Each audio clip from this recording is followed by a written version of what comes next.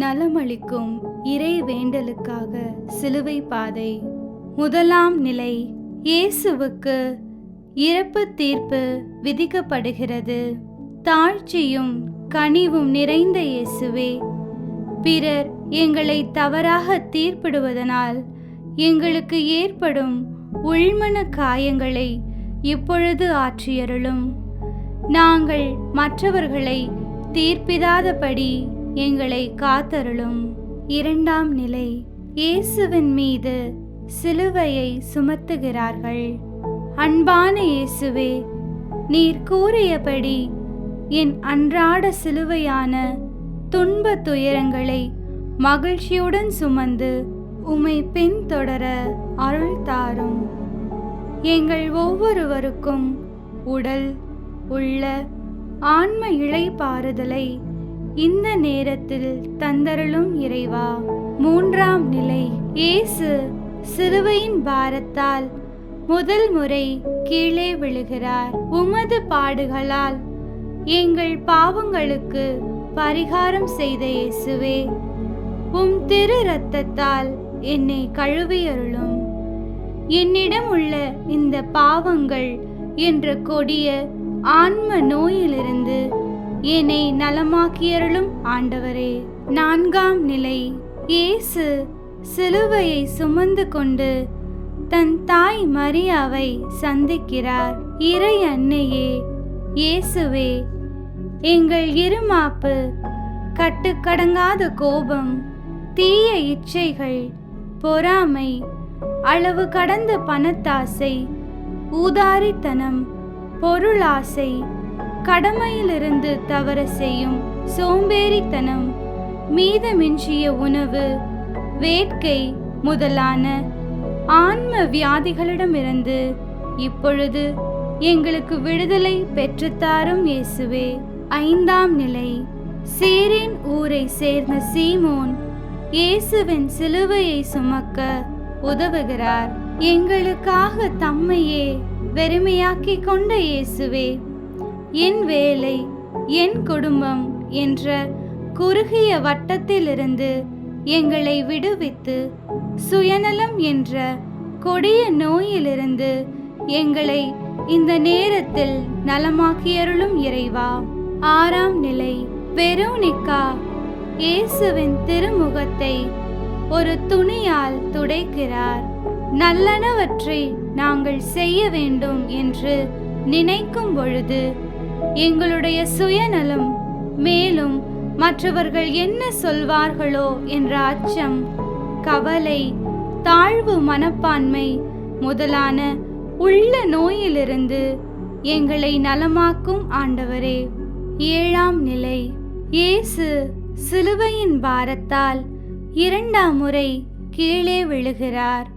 இறை மருத்துவரான இயேசுவே, எங்களுடைய உள்மன காயங்கள் அனைத்தையும் மாற்றி மன உளைச்சல், மன அழுத்தம், மன இறுக்கம், மன கவலைகளிலிருந்து எங்களுக்கு விடுதலை கொடுத்து எங்கள் ஒவ்வொருவரின் உள்ளத்தையும் உடலையும் இந்த நேரத்தில் நலமாக்கும்படியாக உம்மை கெஞ்சி மன்றாடுகின்றோம்.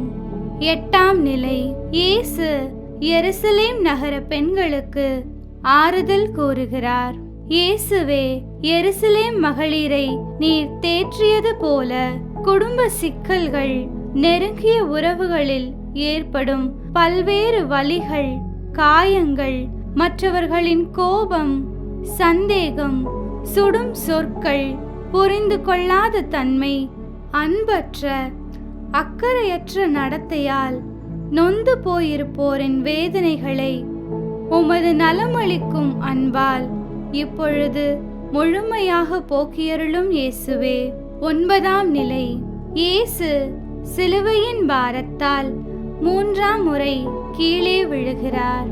அன்பான இயேசுவே, நாங்கள் மீண்டும் மீண்டும் பாவத்தில் விழும்பொழுது யூதாசை போல் நம்பிக்கையின் படாமல் பேதுருவை போல் உமது மன்னிக்கும் அன்பின் மீது நம்பிக்கை வைத்து செய்த பாவத்திற்கு மனம் வருந்தி மீண்டும் பாவத்திலிருந்து எழுந்து இனி பாவம் செய்வதில்லை என்ற மன உறுதியுடன் உம்மை பின்தொடர எங்களுக்கு அருள் தாரும் ஆண்டவரே. 10ஆம் நிலை. இயேசுவின் ஆடைகளை களைகிறார்கள். ஆடை களையப்பட்டு அவமானப்படுத்தப்பட்ட இயேசுவே, எங்களோடு ஒட்டி கொண்டிருக்கும் ஆணவம், சுயநலம், கோபம், வெறுப்பு, பொறாமை, தீய இச்சை முதலான பாவ இயல்புகளை முழுமையாக களைந்து எடுத்து தூய ஆவியாரின் நெருப்பில் சுட்டெரித்து விடும். 11ஆம் நிலை. இயேசுவை சிலுவையில் ஆணிகளால் அறைகிறார்கள். அன்பான இயேசுவே, உம்முடைய தூய திரு இரத்தத்தால் என்னை கழுவி தூய்மையாக்கும். என்னுடைய பாவ இயல்பையும் பாவ நாட்டங்களையும் உம்மோடு கூட இப்பொழுது நான் சிலுவையில் அறைகிறேன். உம்மில் நான் உயிர்த்து தூய ஆவியானவரால் புதிய பிறப்படைய எனக்கு இப்பொழுது வரம் தாரும் இயேசுவே. 12ஆம் நிலை. இயேசு சிலுவையில் உயிர் துறக்கிறார். இறை இயேசுவே, உமது தூய இரத்தம் இப்பொழுது எங்கள் ஒவ்வொருவரையும் உச்சந்தலை முதல் உள்ளங்கால் வரை கழுவி உடலின் ஒவ்வொரு உறுப்பையும் பகுதியையும் உயிரணுவையும் ஊடுருவி சென்று அனைத்து நோய்களையும் நோயின் மூல காரணங்களையும் அகற்றி எங்களுக்கு முழுமையான உடல் நலத்தை கொடுக்கட்டும். 13ஆம் நிலை. இயேசுவின் திருவுடல் தாய் மரியாவின் மடியில் கிடத்தப்படுகிறது. இறை இயேசுவே, மரியன்னையை போல நாங்களும் இறை வார்த்தையை மனதில் இருத்தி சிந்திக்கவும் இறைவனின் திருவுளத்தை மகிழ்வுடன் ஏற்று அதன்படி வாழவும் எங்களுக்கு இன்று முதல் அருள் தாரும் ஆண்டவரே. 14ஆம் நிலை. இயேசுவின் உடலை கல்லறையில் அடக்கம் செய்கிறார்கள். அன்பே உருவான இயேசுவே, நாங்கள் ஒவ்வொருவரும் எங்கள் பாவ நாட்டங்கள், தீய பண்புகள், பாவ பழக்கங்கள், பாவ இயல்பு ஆகிய அனைத்தையும் இதோ உம்முடைய கல்லறையில் புதைக்கிறோம். எங்கள் ஒவ்வொருவரையும் உடல் உள்ள ஆன்ம அளவில் ஒரு புது படைப்பாக உருவாக்கியருளும் ஆண்டவரே. இந்த புனிதமான சிலுவை பயணத்தில் எங்களுடன் கூடவே இருந்து எங்களுக்கு உடல் நலத்தையும் ஆன்ம நலத்தையும் மன நலத்தையும் அளித்து உள்மன காயங்களை ஆற்றியதற்காக உங்களை வாழ்த்தி போற்றி உங்களுக்கு நன்றி செலுத்துகிறோம். ஆமேன். நிலையான புகழுக்குரிய தூய இறை நற்கருணைக்கு எல்லா காலமும் ஆராதனையும் புகழும் போற்றியும் மாட்சியும் உண்டாவ கடவது. நிலையான புகழுக்குரிய தூய இறை நற்கருணைக்கு எல்லா காலமும் ஆராதனையும் புகழும் போற்றியும் மாட்சியும் உண்டாவ கடவது. நிலையான புகழுக்குரிய தூய இறை நற்கருணைக்கு எல்லா காலமும் ஆராதனையும் புகழும் போற்றியும் மாட்சியும் உண்டாவ கடவது. எனது சதையை உணவாக கொடுக்கிறேன், அதை உலகு வாழ்வதற்காக கொடுக்கிறேன் என்று நம் ஆண்டவர் இயேசு கிறிஸ்து யோவான் நற்செய்தி அதிகாரம் 6 கூறுகின்றார், ஆண்டவர் நமக்காய் இரத்தம் சிந்தி, நமக்காய் பாடுகள் பட்டு, நமக்காய் அங்கு துன்பங்களை அடைந்து, அவமானங்களை ஏளனங்களை அவர் அடைந்து ஆண்டவர் உயிரை கொடுத்திருக்கிறார். நாம் வாழ்வு பெறுவதற்காக, நாம் விடுதலையை பெற்றுக்கொள்வதற்காக ஆண்டவர் தன் உயிரை ஈந்திருக்கிறார். பிரியமானவர்களே, திருவெளிப்பாடு புத்தகம் அதிகாரம் 5 இறை வார்த்தை 9 நாம் இவ்வாறு வாசிக்கிறோம். அவர்கள் புதியதொரு பாடலை பாடிக்கொண்டிருந்தார்கள். ஏட்டை எடுக்கவும் அதன் முத்திரைகளை உடைத்து பிரிக்கவும் தகுதி பெற்றவர் நீரே. நீர் கொல்லப்பட்டீர். உமது இரத்தத்தால் குலம், மொழி, நாடு, மக்களினம் ஆகிய அனைத்து நின்றும் மக்களை கடவுளுக்கென்று விலை கொடுத்து மீட்டு கொண்டீர். ஆட்சியுரிமை பெற்றவர்களாகவும் குருக்களாகவும் அவர்களை எங்கள் கடவுளுக்காக ஏற்படுத்தினீர் என்று நாம் திருவெளிப்பாடு புத்தகம் அதிகாரம் 5 இறை வார்த்தைகள் 9 மற்றும் 10 இவ்வாறு வாசிக்கின்றோம். பிரியமானவர்களே, நம் ஆண்டவர் இயேசு கிறிஸ்து தன்னுடைய உடலை கையளித்து இரத்தம் சிந்தி இந்த உலகில் இருக்கக்கூடிய அனைத்து மக்களுக்கும் விடுதலையை கொடுத்திருக்கிறார். நாம் ஒவ்வொருவரையும் விலை கொடுத்து மீட்டிருக்கிறார். அது மட்டுமல்ல, நாம் ஒவ்வொருவரும் அவருடைய ஆட்சியுரிமையில் பங்கு பெறக்கூடிய அந்த தகுதியையும் அந்த அதிகாரத்தையும் குருக்களாகவும் நம் ஒவ்வொருவரையும் ஏற்படுத்தி இருக்கிறார். ஆகவே இந்த வேளையிலே தன்னை கையளித்த இந்த ஆண்டவர் நம் முன்பாக அப்பத்தின் வடிவில் எழுந்தருளி இருக்கிறார். ஆகவே பிரியமானவர்களே, நீங்கள் உங்கள் இல்லங்களில் இருக்கலாம், இதோ காணொளி வாயிலாக நற்கருணை ஆராதனையிலே நீங்கள் பங்கெடுக்கலாம். ஆண்டவர் இரத்தம் சிந்தி நம்மை விலை கொடுத்து மீட்டிருக்கிறார் என்பதை உணர்ந்தவர்களாக இது நம் முன்பாக எழுந்தருளி இருக்கக்கூடிய நற்கருணை ஆண்டவரை நாம் ஆராதித்து பாடுவோம்.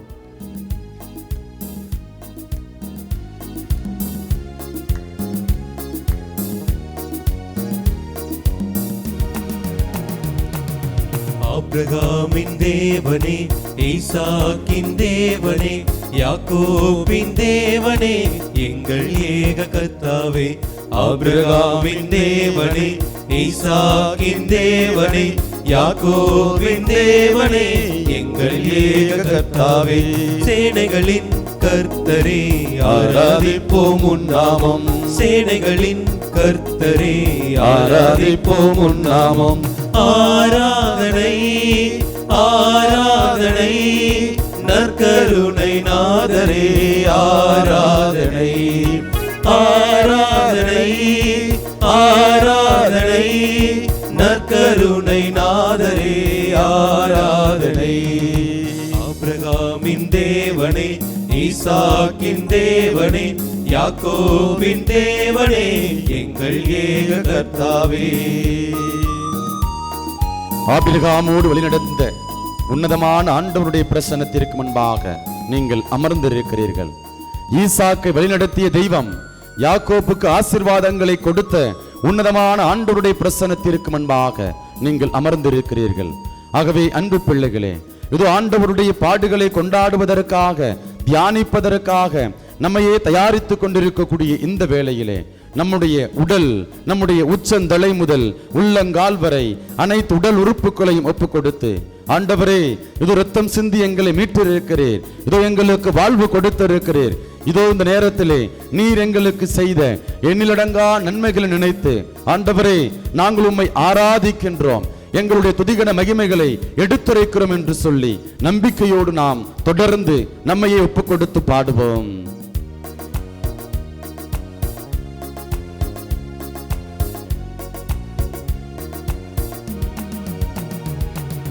குருடருக்கு பார்வையும், சிறைப்பட்டவர்கள் விடுதலையும், செவிடருக்கு கேள்வியுமாய் குணப்படுத்தும் கர்த்தாவே. குருடருக்கு பார்வையும், சிறைப்பட்டவருக்கு விடுதலையும், செவிடருக்கு கேள்வியுமாய் குணப்படுத்தும் கர்த்தாவே. சேனைகளின் கர்த்தரே ஆராதிப்போம் உன் நாமம். சேனைகளின் கர்த்தரே ஆராதிப்போம் உன் நாமம். ஆராதனை ஆராதனை நற்கருணை நாதரே ஆராதனை. ஆராதனை ஆராதனை நற்கருணை நாதரே ஆராதனை. ஆபிரகாமின் தேவனே, ஈசாக்கின் தேவனே, யாக்கோபின் தேவனே, எங்கள் ஏக கர்த்தாவே.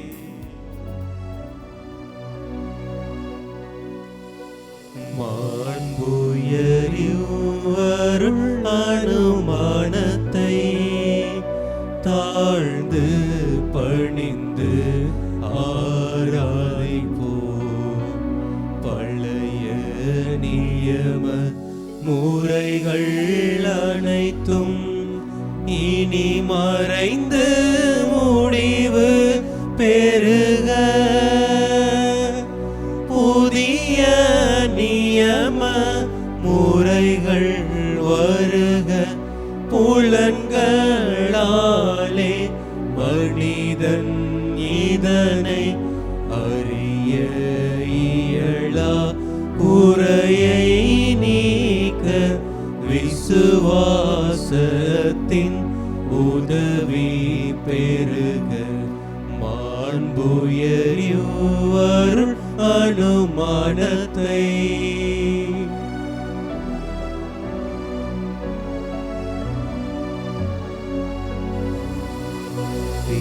பிதாவர்க்கும் சுதனிவர்க்கும் புகழ்ச்சியோடு வெற்றியார்க்கும் மீட்பின் பெருமை மகிமையோடு வலிமை வாழ்ந்து யாவுமாவர். இருவரிடமாய் வருகின்றவரா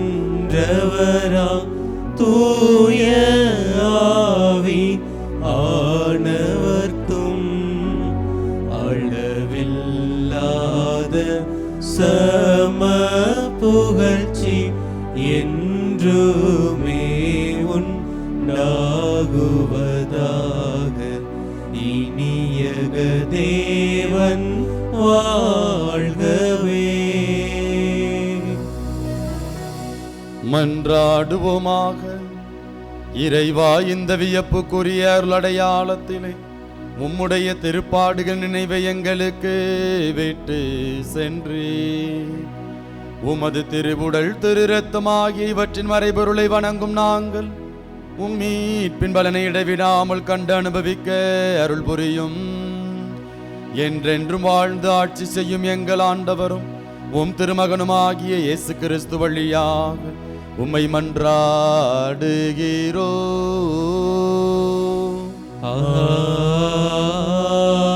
ஆமென்.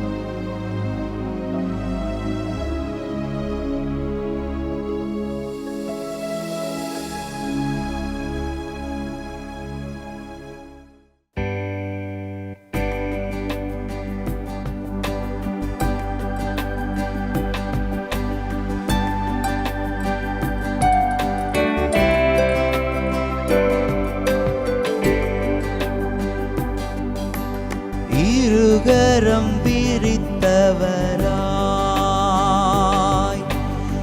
இதயத்தை திறந்தவராய் இருகரம் விரித்தவராய் இதயத்தை திறந்தவராய் இறைவன் இருக்கின்றார். இனியும் தாமதமே சுமை சுமந்து சோர்ந்திருப்போரே,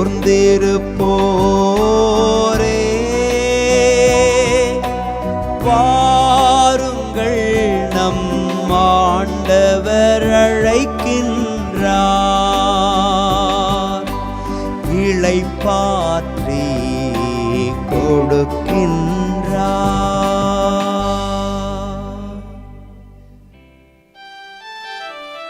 தந்தை மகன் தூயாவியாரின் பெயராலே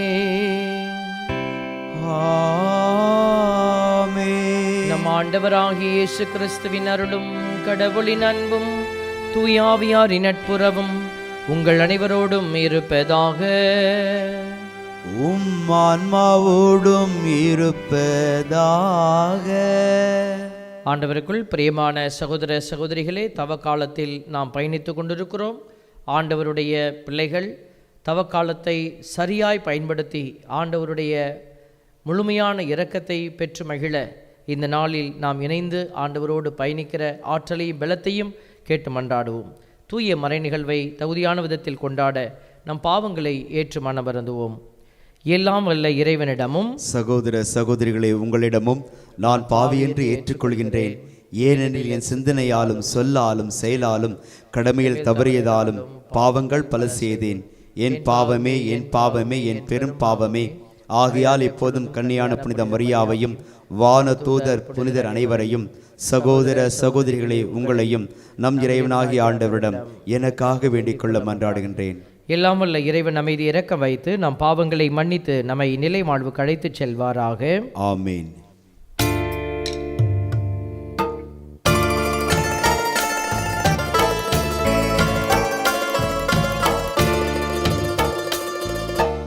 ஆண்டவரே இரக்கமாயிரும். ஆண்டவரே இரக்கமாயிரும். கிறிஸ்துவே இரக்கமாயிரும். கிறிஸ்துவே இரக்கமாயிரும். ஆண்டவரே இரக்கமாயிரும். ஆண்டவரே இரக்கமாயிரும். மன்றாடுவோமாக. இரக்கம் நிறைந்த ஆண்டவரே, நாங்கள் தொடங்கியிருக்கும் தவ முயற்சிகளை தொடர்ந்து கடைபிடித்திட கனிவுடன் துணை புரிய உம்மை வேண்டுகின்றோம். அதனால் நாங்கள் உடல் அளவில் மேற்கொள்ளும் எல்லா தவ முயற்சிகளை நேர்மையான மனதுடன் நாங்கள் நிறைவேற்றுவோமாக. உமோடு தூயாவியாரின் ஒன்றிப்பில் என்றென்று வாழ்ந்து ஆட்சி செய்கின்ற எங்கள் ஆண்டவராகிய கிறிஸ்து வழியாக உம்மை மன்றாடுகின்றோம். ஆமென். முதல் வாசகம். உங்கள் இனத்தாருக்கு உங்களை மறைத்து கொள்ளாதிருப்பது அன்றோ நான் விரும்பும் நோன்பு. இறைவாக்கினர் எசேயா நூலிலிருந்து வாசகம். இயல் 58. உயிருள்ள வார்த்தை 1-9 முடிய. இறைவாக்கினராகிய ஆண்டவர் கூறுகிறார், பேரொலி எழுப்பி கூப்பிடு, நிறுத்திவிடாதே. எக்காலம் முழங்குவது போல் உன் குரலை உயர்த்து. என் மக்களுக்கு அவர்களின் வன் செயல்களையும் யாக்கோப்பின் குடும்பத்தாருக்கு அவர்களின் பாவத்தையும் எடுத்து கூறு. அவர்கள் நேர்மையானவற்றை செய்யும் மக்களினம் போலும் தங்கள் கடவுளின் கட்டளைகளை கடைபிடிப்போர் போலும் நாள்தோறும் என்னை தேடுகிறார்கள். என் நெறிமுறைகளை பற்றிய அறிவை நாடுகின்றார்கள். நேர்மையான நீதி தீர்ப்புகளை என்னிடம் வேண்டுகின்றார்கள். கடவுளை அணுகி வர விளைகின்றார்கள். நாங்கள் உண்ணா நோன்பிருந்த பொழுது நீர் எங்களை நோக்காதது ஏன்? நாங்கள் எங்களை தாழ்த்தி கொண்டபோது நீர் எங்களை கவனியாதது ஏன் என்கிறார்கள். நீங்கள் நோன்பிருக்கும் நாளில் உங்கள் ஆதாயத்தையே தேடுகின்றீர்கள். உங்கள் வேலையாட்கள் அனைவரையும் ஒடுக்குகின்றீர்கள். இதோ வழக்காடவும் வீண் சண்டையிடவும் கொடும் கையால் தாக்கவுமே நீங்கள் நோம்பிருக்கிறீர்கள். இன்று போல் நீங்கள் உண்ணோ நோம்பிருந்தால் உங்கள் குரல் உன்னதத்தில் கேட்கப்படாது. ஒருவன் தன்னை ஒடுக்கிக் கொள்ளும் நாளையா நான் உண்ணா நோம்பின் நாளாக தெரிந்து கொள்வது? ஒருவன் நாணலை போல் தன் தலையை தாழ்த்தி சாக்கு உடையையும் சாம்பலையும் அணிந்து கொள்வதா எனக்கு ஏற்ற நோன்பு? இதையா நீங்கள் நோன்பு என்றும் ஆண்டவருக்கு உகந்த நாள் என்றும் அழைக்கின்றீர்கள்? கொடுமை தலைகளை அவிழ்ப்பதும் நுகத்தின் பிணையல்களை அறுப்பதும் ஒடுக்கப்பட்டோரை விடுதலை செய்து அனுப்புவதும் எவ்வகை நுகத்தை உடைப்பதும் அன்றோ நான் தேர்ந்து கொள்ளும் நோன்பு?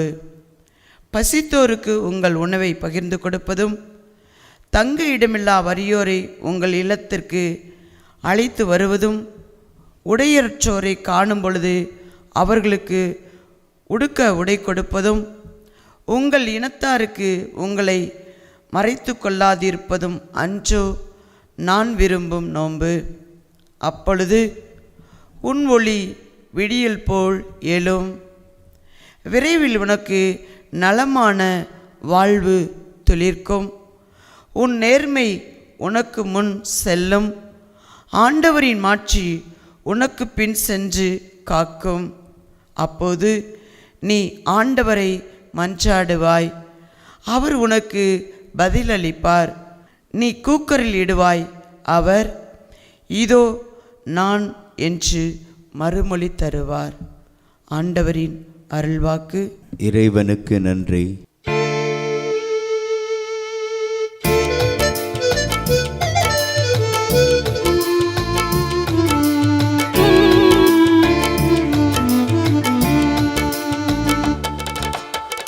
நொறுங்கிய உள்ளத்தை இறைவா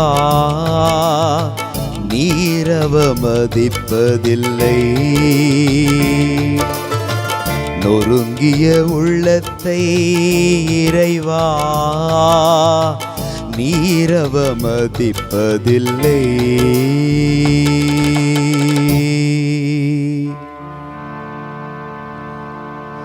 கடவுளே, உமது பேரன்புக்கேற்ப எனக்கு இரங்கும். உமது அளவற்ற இரக்கத்திற்கேற்ப என் குற்றங்களை துடைத்தருளும். என் தீவினை முற்றிலும் நீங்கும்படி என்னை கழுவியருளும். என் பாவம் அற்று போகும்படி என்னை தூய்மைப்படுத்தியருளும்.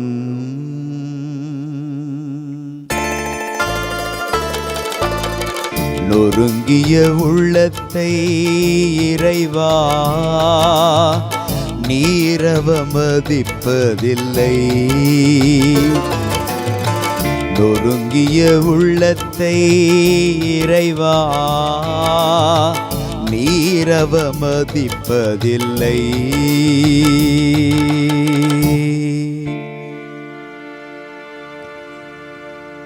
ஏனெனில் என் குற்றங்களை நான் உணர்கின்றேன். என் பாவம் எப்போதும் என் மனக்கண் முன் நிற்கின்றது. உமக்கு எதிராக நான் பாவம் செய்தேன்.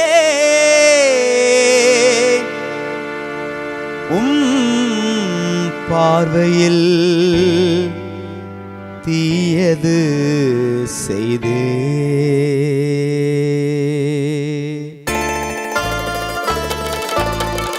நொறுங்கிய உள்ளத்தை இறைவா நீரவமதிப்பதில்லை. நொறுங்கிய உள்ளத்தை இறைவா நீரவமதிப்பதில்லை.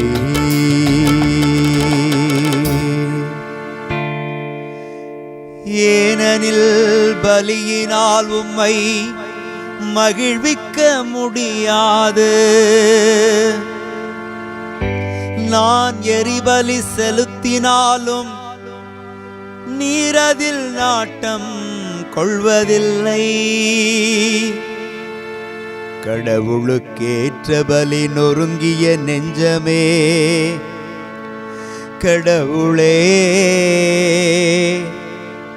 நொறுங்கிய குற்றமுணர்ந்த உள்ளத்தை நீரவமதிப்பதில்லை.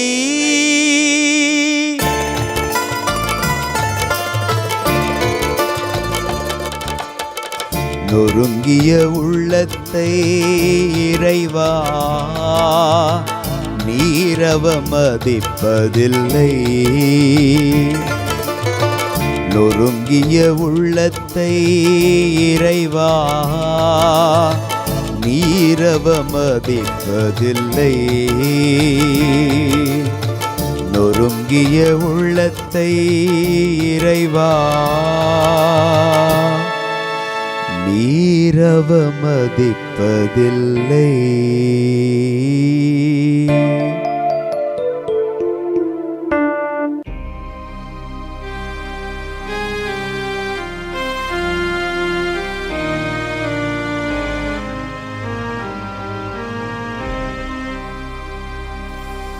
ஆயன் தன் மந்தையை காப்பது போல ஆண்டவர் நம்மை காக்கின்றார்.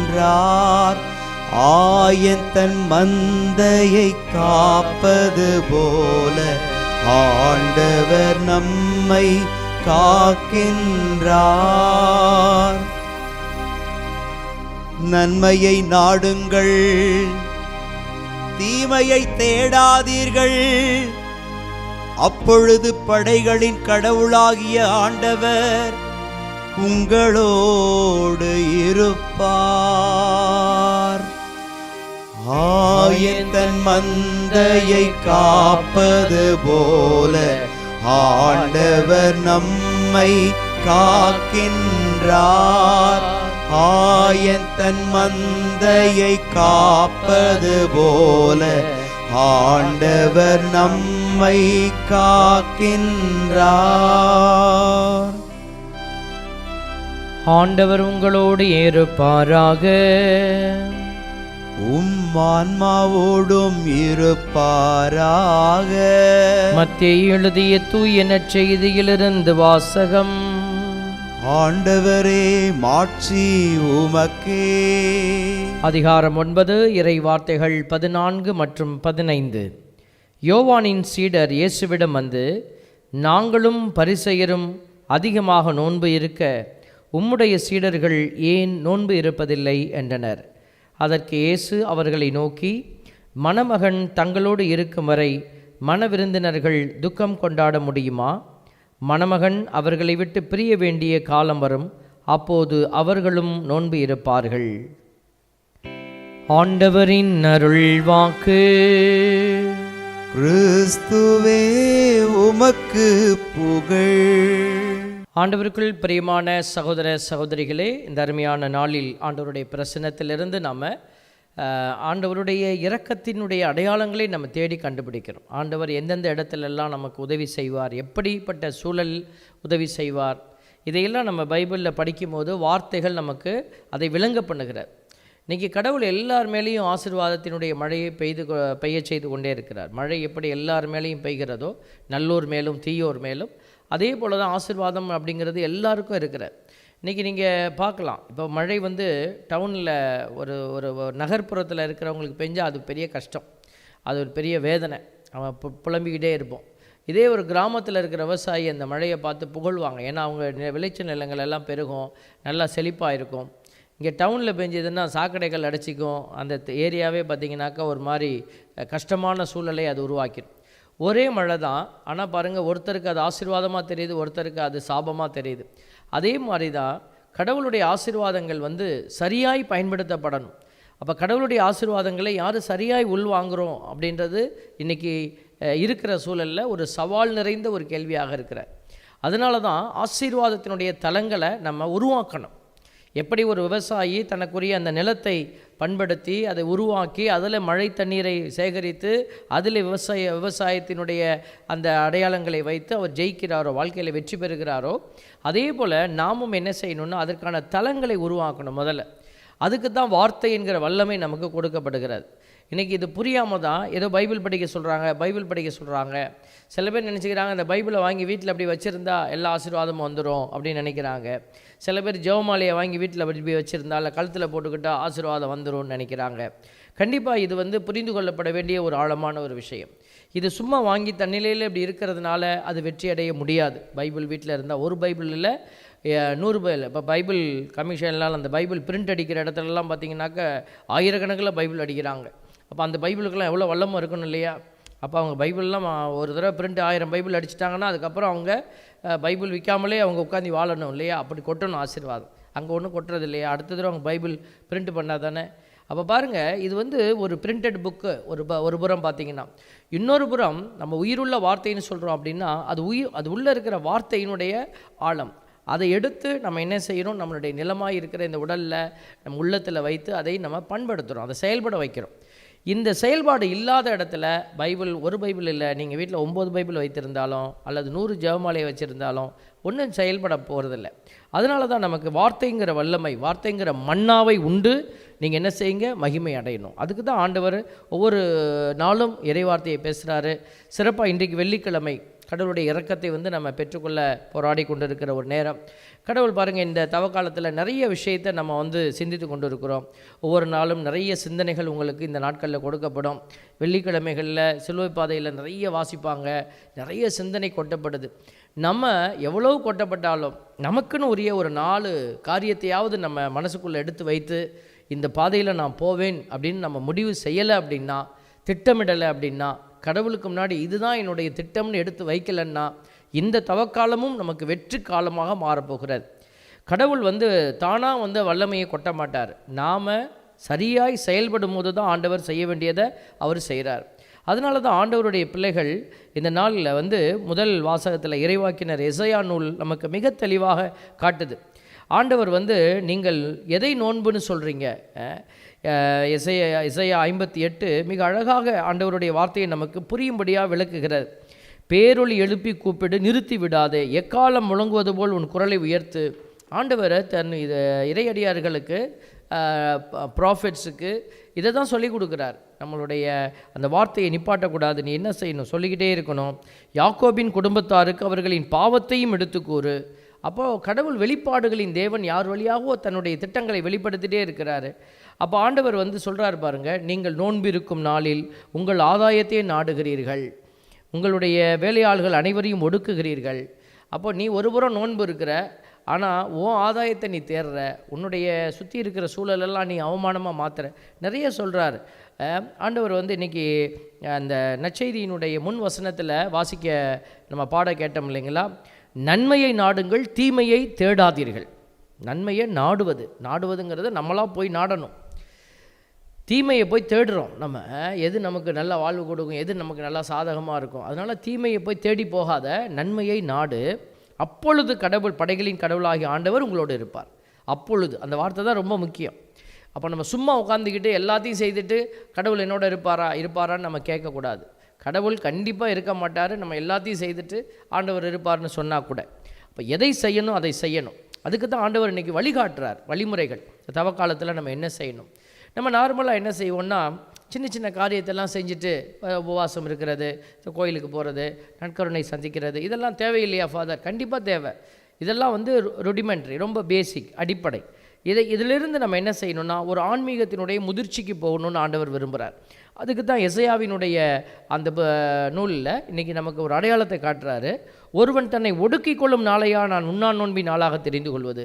சும்மா நீ சாப்பிடாமல் அப்படியே நீ உன்னை ஒடுக்கிக்கிறதா என்னுடைய விருப்பமா?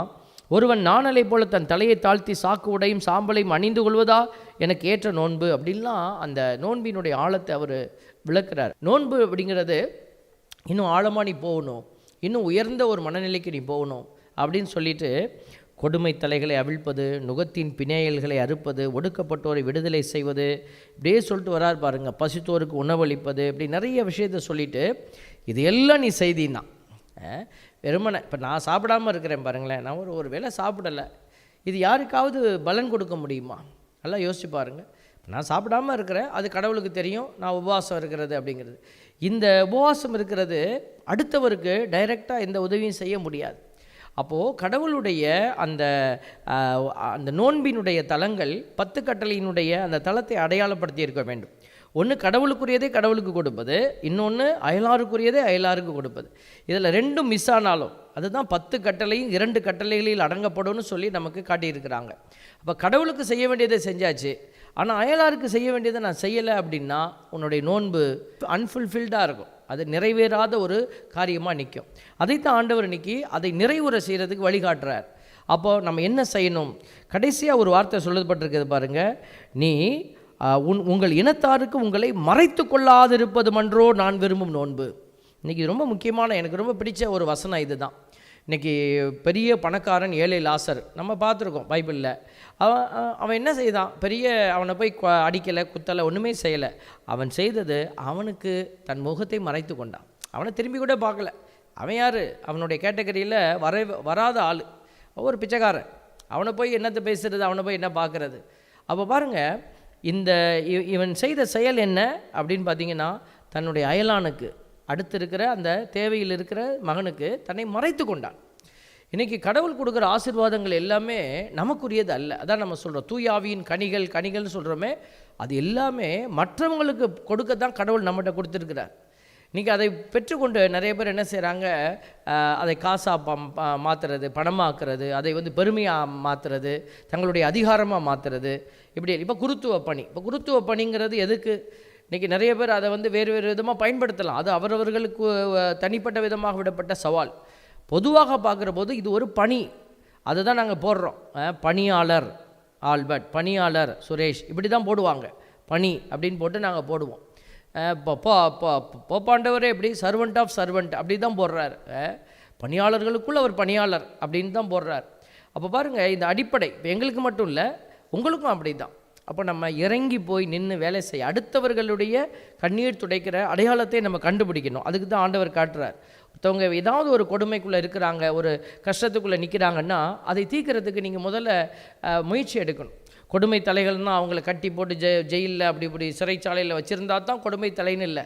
அவங்க பாவக்கட்டுகளுக்குள்ளே அல்லது பொருளாதாரத்தினுடைய ஒரு சிக்கல்களுக்குள்ளே, ஒரு அமைதி இல்லாத ஒரு நிலையில், இப்படி கட்டப்பட்ட நிலை என்பது வாலிப பிள்ளைகள் இன்றைக்கி எல்லாமே கடவுளை விட்டு விலகி போகிறாங்க, தீமையினுடைய கட்டுப்பாட்டுக்குள்ளே நிற்கிறாங்க. இன்றைக்கி நமக்கு அதை பற்றி கவலை இல்லை, நம்ம அங்கே உட்காந்துக்கிட்டு குறை சொல்கிறோம். இப்போ அவங்களுக்கு என்ன செய்கிறோம்? நம்ம அதை யோசிக்கணும் இல்லை, நம்ம அதை என்ன செய்கிறோம், என்ன செய்ய முடியும்? இப்போ நம்மக்கிட்ட ஒருவேளை உங்கள்கிட்ட அறிவு இல்லை, ஆற்றல் இல்லை, ஆனால் பணம் இருக்குதுன்னா என்ன செய்யலாம்? அறிவோடு ஆற்றலோடு இருக்கிற ஒருத்தர்கிட்ட பணம் இருக்காது. அப்போ நம்ம என்ன செய்யலாம்? அந்த பணத்தை போட்டு வாங்க, நம்ம 2 செய்வோம், நான் ப்ராஜெக்ட் பண்ணுறேன், நான் உதவி செய்கிறேன். இப்படித்தான் நம்ம இணைந்து ஒரு காரியத்தை நிறைவு செய்ய முடியும்.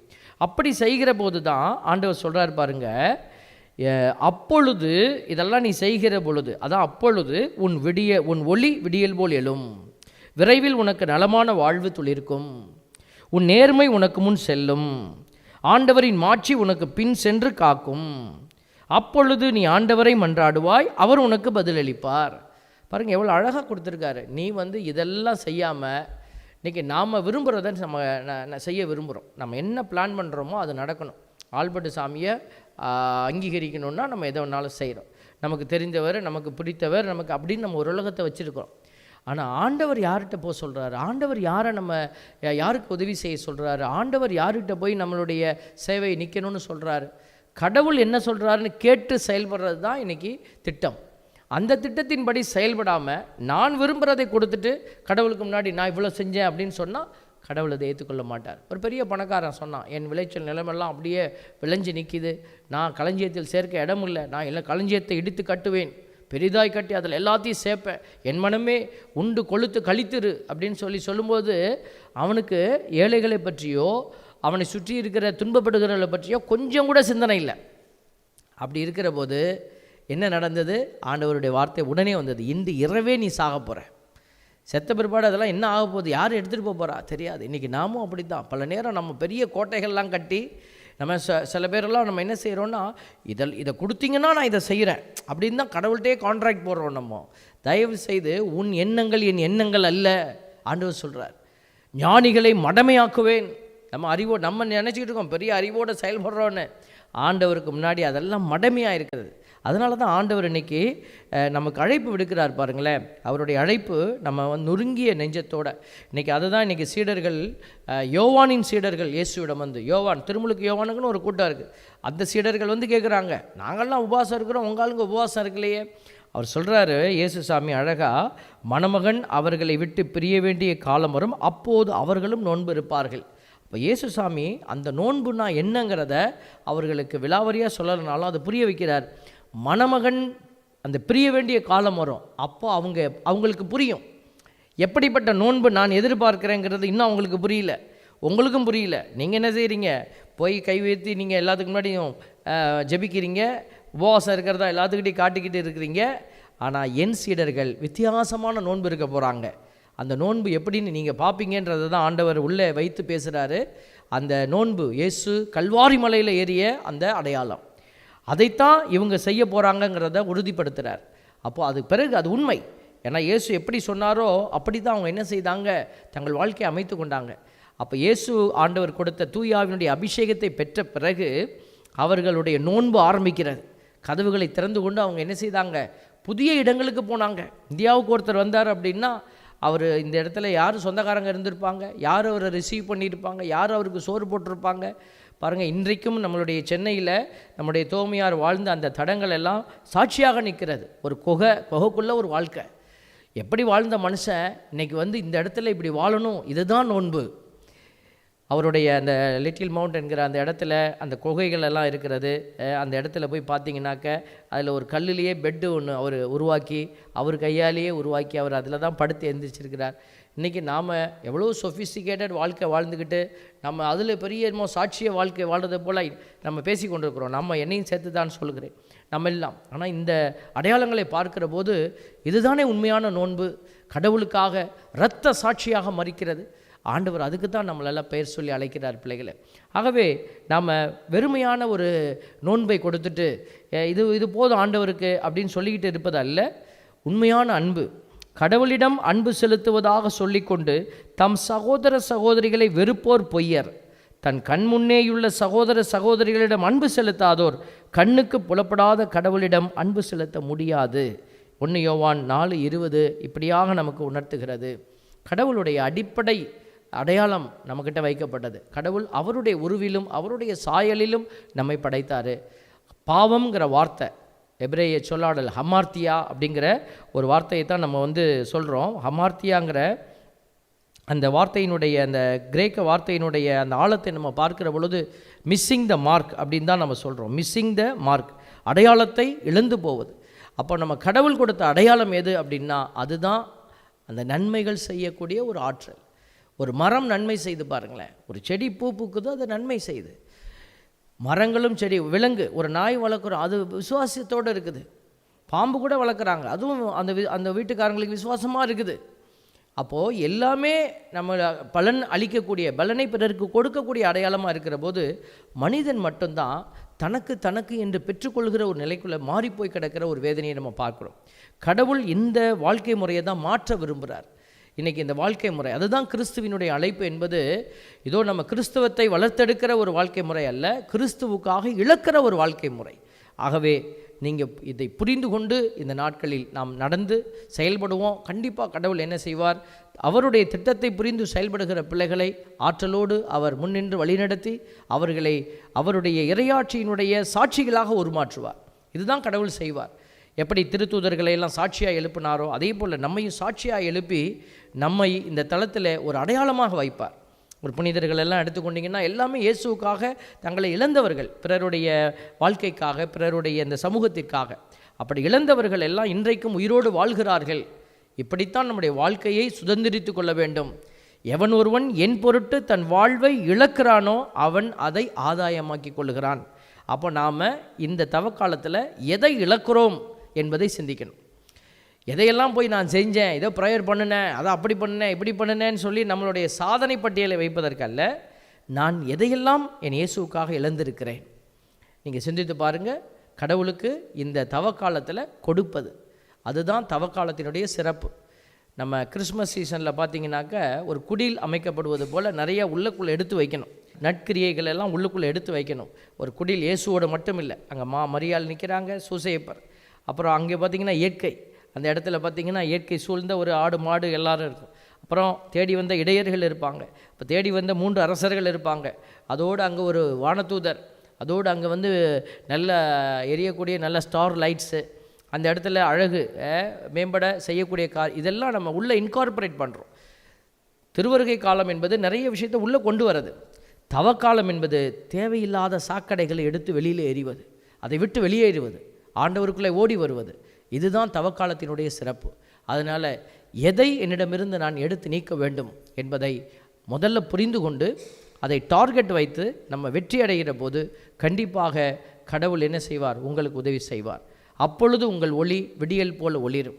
இந்த அபிஷேக வல்லமை நமக்கு நிறைவாக கிடைக்க, நாம் இழந்து போன அந்த அடையாளத்தை மீட்டெடுக்க ஆண்டவருக்குள் பயணிப்போம். ஆண்டவர் நமக்கு உதவி செய்வார். ஆமென்.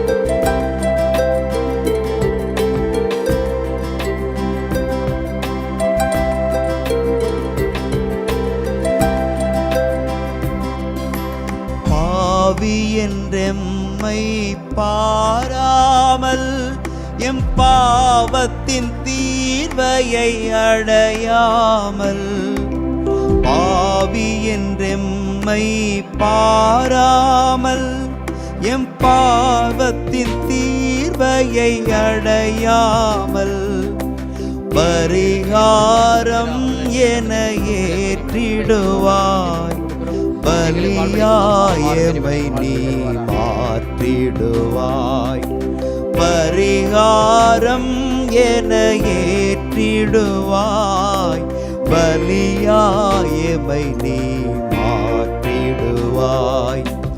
அடியோர் யாம் தரும் காணிக்கையை அன்பாயேற்பாய்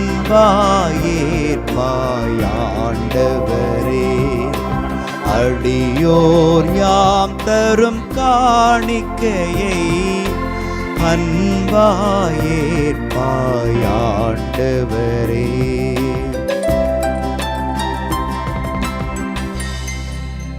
சகோதர சகோதரிகளை, என்னுடையதும் உங்களுடையதுமான பலி எல்லாம் வல்ல தந்தையாக இறைவனுக்கு ஏற்றதாகும்படி மன்றாடுவோம். ஆண்டவர் தமது பெயரின் புகழ்ச்சிக்காகவும் மாட்சிக்காகவும் நமது நன்மைக்காகவும் புனித திரு அவை அனைத்து நலனுக்காகவும் உமது கையிலிருந்து இப்பலியை ஏற்றுக்கொள்வாராக. ஆண்டவரே, தவக்காலத்தில் நாங்கள் மேற்கொள்ளும் தியாகத்தை உமக்கு ஒப்பு கொடுத்து உம்மை வேண்டுகின்றோம். அது எங்கள் மனங்களை உமக்கு ஏற்றவையாக மாற்றி மிகுந்த ஆர்வத்துடன் நாங்கள் எங்களை கட்டுப்படுத்தி வாழ எங்களுக்கும் ஆற்றல் அளிப்பதாக. எங்கள் ஆண்டவராகிய கிறிஸ்து வழியாக உம்மை மன்றாடுகின்றோம்.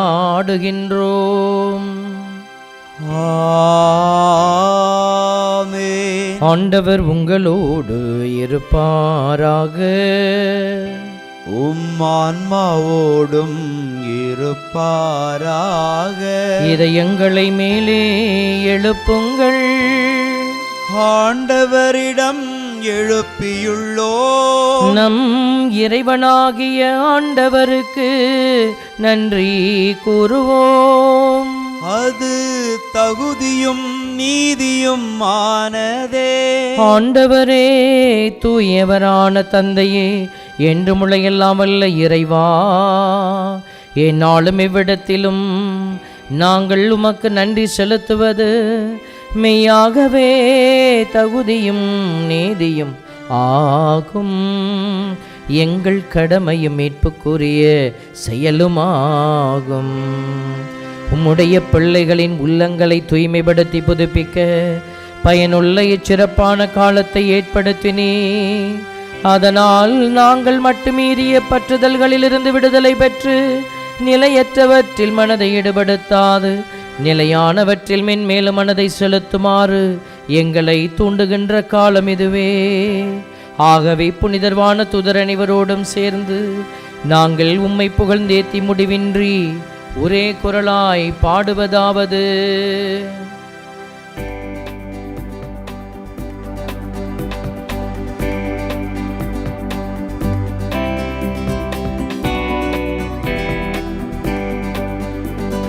தூயவர் தூயவர் தூயவர், வான்படைகளின் கடவுளமாண்டவர். விண்ணகமும் மண்ணகமும் உமது மாட்சியால் நிறைந்துள்ளன. உன்னதங்களிலே ஓசன்னா, உன்னதங்களிலே ஓசன்னா, உன்னதங்களிலே ஓசன்னா, உன்னதங்களிலே ஓசன்னா. ஆண்டவர் பெயரால் வருகிறவர் ஆசி பெற்றவர். உன்னதங்களிலே ஓசன்னா, உன்னதங்களிலே ஓசன்னா, உன்னதங்களிலே ஓசன்னா, உன்னதங்களிலே ஓசன்னா, உன்னதங்களிலே ஓசன்னா. ஆண்டவரே, நேர்மையாகவே தூயவர், தூய்மை அனைத்துக்கும் ஊற்று. ஆகவே உம்முடைய ஆவியை பொழிந்து இக்காணிக்கைகளை தூய்மைப்படுத்த உம்மை வேண்டுகிறோம். இவ்வாறு எங்கள் ஆண்டவர் இயேசு கிறிஸ்துவின் உடலும் இரத்தமுமாக எங்களுக்கு இவை மாறுவனவாக. அவர் பாடுபட உளம் கனிந்து தம்மை கையளித்த போது அப்பத்தை எடுத்து நன்றி செலுத்தி அதை பிட்டு தம் சீடர்களுக்கு அளித்து அவர் கூறியதாவது: அனைவரும் இதிலிருந்து பெற்று உண்ணுங்கள், ஏனெனில் இது உங்களுக்காக கையளிக்கப்படும் என் உடல்.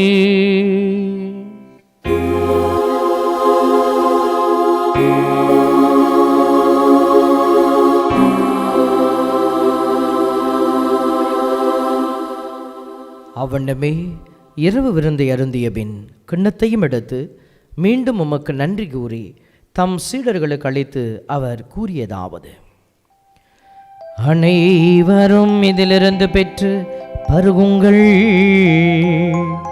ஏனெனில் இது புதிய நிலையான உடன்படிக்கைக்குரிய என் இரத்தத்தின் கிண்ணம்.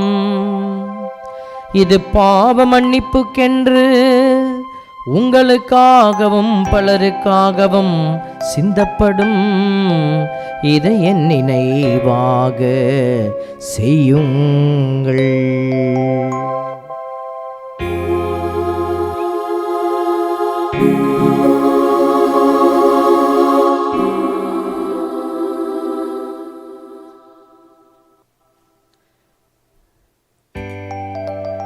நம்பிக்கையின் மறை பொருள். ஆண்டவரே, நீர் வருமளவும் உமது இறப்பினை அறிக்கையிடுகின்றோம், உமது உயிர்ப்பினையும் எடுத்துரைக்கின்றோம். ஆகவே ஆண்டவரே, நாங்கள் கிறிஸ்துவின் இறப்பினையும் உயிர்ப்பினையும் நினைவு கூர்ந்து வாழ்வு தர்மப்பத்தையும் மீட்பளிக்கும் கிண்ணத்தையும் ஒப்புக் கொடுக்கிறோம். இந்த திருமணன்று ஊழியம் புரிய தகுந்தவரனை ஏற்றுக்கொண்டே நன்றி செலுத்துகிறோம். கிறிஸ்துவின் உடலிலும் இரத்தத்திலும் பங்கு கொள்ளும் எங்களை தூய ஆவியார் உண்டு சேர்க்க வேண்டும் என உம்மை தாழ்மையுடன் மன்றாடுகிறோம். ஆண்டவரே, உலகெங்கும் பரவியிருக்கிற நமது துறவையை நினைவு கூர்ந்தருளும். திருத்தந்தை பிரான்சிஸ், ஆயர் ஆரோக்கியராஜ், எல்லா திருநிலையினராகிய அனைவரோடும் அது துறவை அன்பில் நிறைவேறச் செய்தருளும். உயர்த்தலும் எதிர்நோக்குடன் துயில் கொள்ளும் எம் சகோதர சகோதரிகளையும் இறந்தோர் அனைவரையும் இரக்கத்துடன் நினைவு கூர்ந்தும் அது திருமுக ஒளியினுள் ஏற்றருளும். எங்கள் அனைவர் மீதும் இரக்கமாயிரும். கடவுளின் கன்னித்தாயான புனித மரியா, அவருடைய கணவரான புனித யோசேப்பு, புனித திரு தூதர்கள், உலகில் முக்குகந்தவராயிருந்தோர் ஆகிய புனிதர் அனைவருடனும் நாங்கள் நிலை வாழ்வில் பங்கு கொள்ளும் தகுதி பெற்றுவும் திருமகன் இயேசு கிறிஸ்து வழியாக உம்மை புகழ்ந்தேத்தும் வரமருள உம்மை மன்றாடுகிறோம்.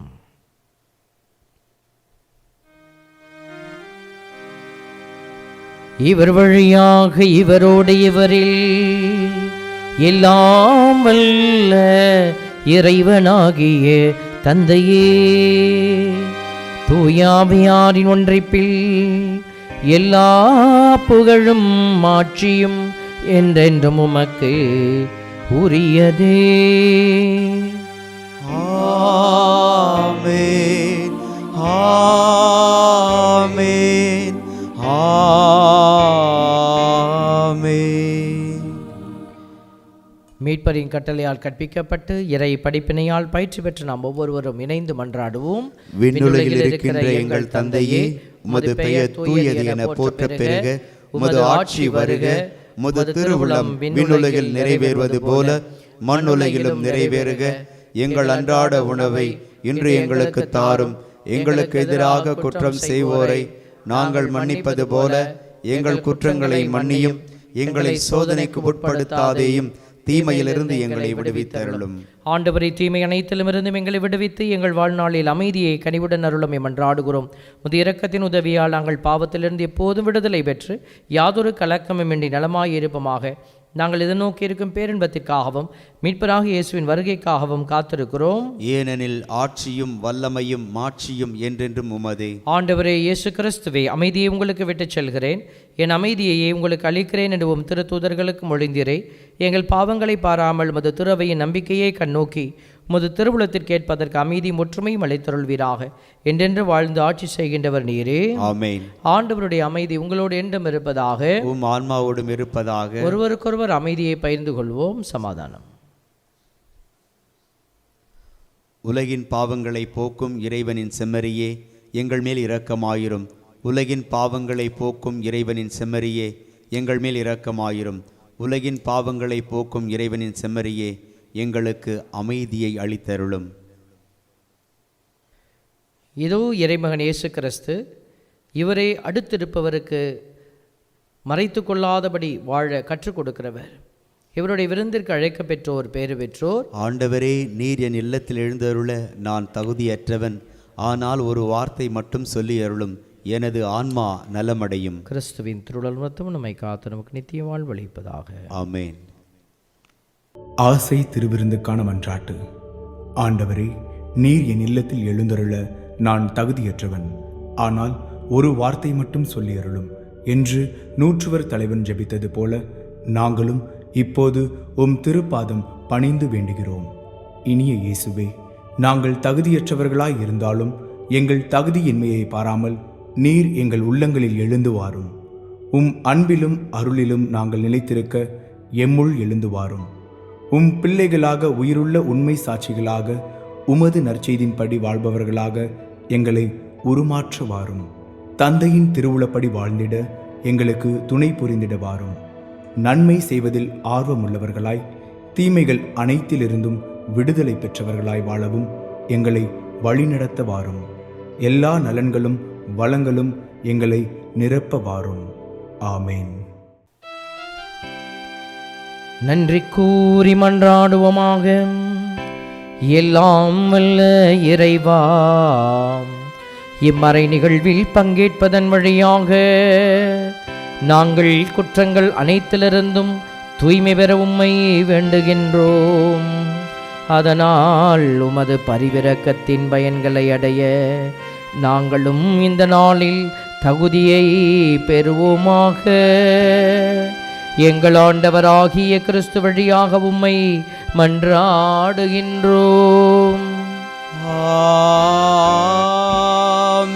ஆண்டவர் உங்களோடு இருப்பாராக.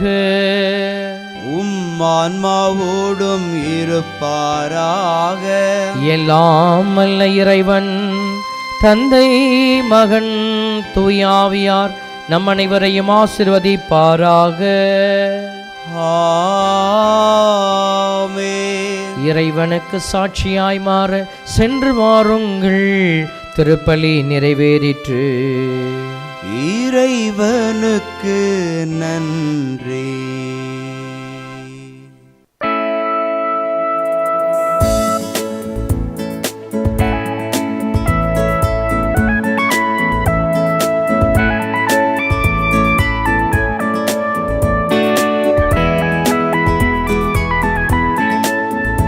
நம்மை அன்பு செய்யும் இதயம், என்றும் அரவணைக்கும் இதயம். நம்மை அன்பு செய்யும் இதயம், என்றும் அரவணைக்கும் இதயம். நம் இயேசுவின் தூய இதயம், நம் இயேசுவின் தூய இதயம்.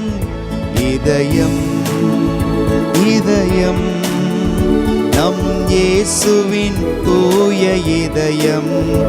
இதயம் இதயம் நம் இயேசுவின் தூய இதயம்.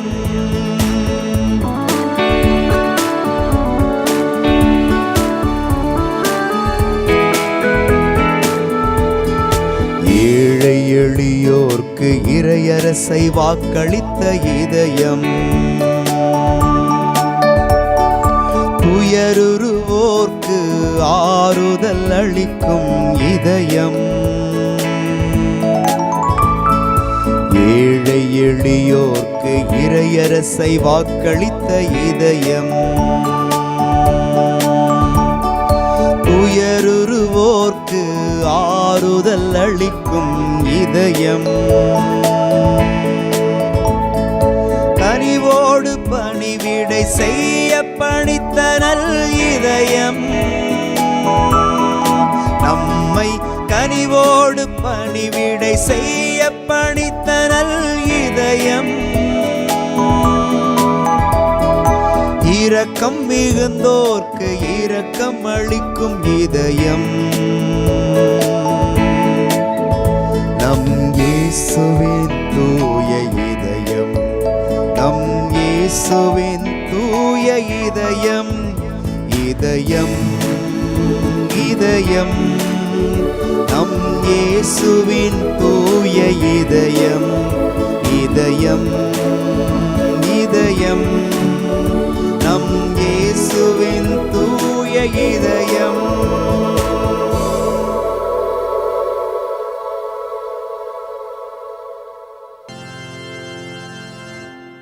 நிலையான புகழுக்குரிய தூய்மை மிகு நற்கருணைக்கு எல்லா காலமும் ஆராதனையும் புகழும் ஆட்சியும் உண்டாக கடவது. தந்தை, மகன், தூய ஆவியாரின் பெயராலே ஆமேன்.